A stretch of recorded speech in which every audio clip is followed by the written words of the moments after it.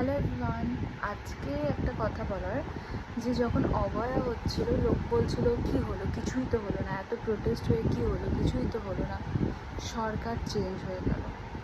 তাই তো, যখন কারোর সাথে কোনো অন্যায় হয় আর কোনো রাজনৈতিক পার্টি যখন নিজের স্বার্থের জন্য সেই অন্যায়কে মেনে নেয়, কিন্তু জনতা সেই অন্যায়কে মেনে নেয় না।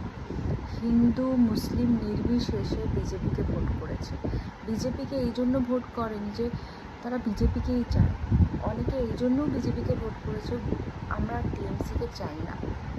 মমতা ব্যানার্জি যেইভাবে অভয়ার বাড়ির লোকের এগেনস্টে স্টেপ নিয়েছিল, যে তার মা বাবাকে 10 লাখ টাকা অফার করা, খুবই ন্যারো ডাউন করে দেওয়া একটা ইমোশনকে, যে কোনো ঘটনাকে ওভারলুক করে দেওয়া, বেঙ্গলের লোকরা বুঝতে পেরে গেছে যে তারা অ্যাটলিস্ট এইরকম সরকার চায় না যারা তাদের বাড়ির লোককে কোনো গালি করে না।